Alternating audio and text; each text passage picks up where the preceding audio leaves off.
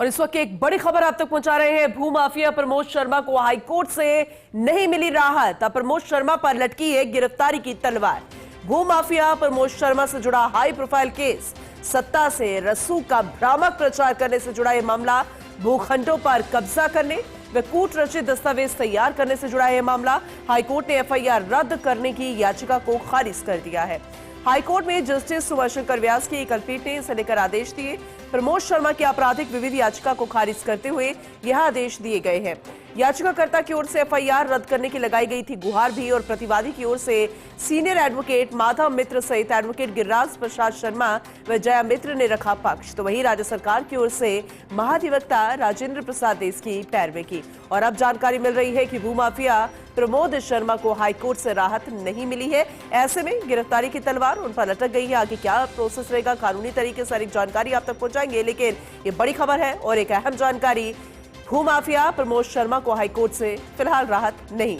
अब प्रमोद शर्मा पर गिरफ्तारी की तलवार लटकी है। किसी भी वक्त ये प्रोसेस जो है वो कानूनी रूप से अपनाया जा सकता है। भूमाफिया प्रमोद शर्मा से जुड़ा यह हाई प्रोफाइल केस, इसे और बेहतर तरीके से हम समझने की कोशिश करेंगे। हमारे साथ सहयोगी जुड़ चुके हैं सीनियर रिपोर्टर कमलकांत, उनका रुख करते हैं। कमलकांत, भूमाफिया प्रमोद शर्मा को हाईकोर्ट से राहत नहीं मिली है और ये अब मानकर चला जा रहा है कि किसी भी वक्त गिरफ्तारी, किस तरह से कानूनी प्रोसेस रहता है और क्या किस तरह की पैरवी की गई, पूरी डिटेल में जरा जानकारी दीजिएगा।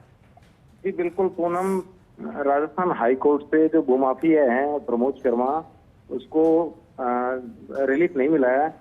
क्योंकि जो सत्ता के स्वरूप का जो उन्होंने भ्रामक प्रचार किया है, उसको लेकर उन्होंने यहाँ जबरदस्ती जो भूखंड है उन पर कब्जा करने और कूट रचित जो दस्तावेज है उनको तैयार करने को लेकर जो उनके खिलाफ एफआईआर दर्ज हुई थी, उस एफआईआर दर्ज हुई थी 13 जुलाई 2025 को मानसरोवर थाने में, जिसके 10 महीने बाद प्रमोद शर्मा हाईकोर्ट पहुंचे एफआईआर केस के लिए। जी। महाधिवक्ता जो राजेंद्र प्रसाद है उनकी ओर से ये कहा गया कि 10 महीने तक प्रमोद शर्मा क्या कर रहे थे। 10 महीने बाद उनको ये पता चला कि मैं इस मामले में जब फंस रहा हूं, तब वो हाईकोर्ट है ना अपनी सुरक्षा के लिए हाईकोर्ट पहुंचे हैं।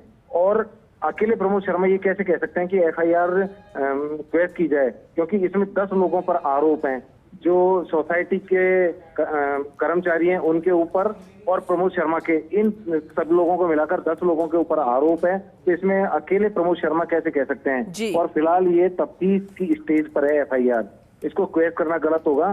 तो इसको कोर्ट ने माना कि वास्तव में तफ्तीश की स्टेज पर है कि जब 10 लोगों के ऊपर आरोप है कूट रचित दस्तावेज तैयार करने का और भूखंड, जब ट्रायल कोर्ट में इसका स्टे है, दोनों सोसाइटियों के बीच में जो विवाद चल रहा है, जमीन का 12 बीघा जमीन का जो विवाद चल रहा है, उसको लेकर जो ट्रायल कोर्ट में कार्रवाई चल रही है, वहां इसका स्टे चल रहा है। उसके बावजूद भी उस जमीन पर कब्जा करना और उसी जमीन का जो कूट रचित दस्तावेज है वो तैयार करना, तो ऐसे में कोर्ट ने ये माना कि वास्तव में तफ्तीश की स्टेज पर एफआईआर है, तो इसको क्वेश करना गलत होगा।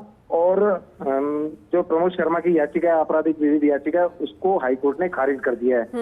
अब पुलिस इसमें तफ्तीश कर रही है और कभी भी प्रमोद शर्मा को गिरफ्तार कर सकती है। चलिए ठीक है, आगे भी जानकारी हम आपसे लेते रहेंगे। फिलहाल बहुत शुक्रिया विस्तार से इस पूरे मामले को बताने के लिए आपका, कमलकांत।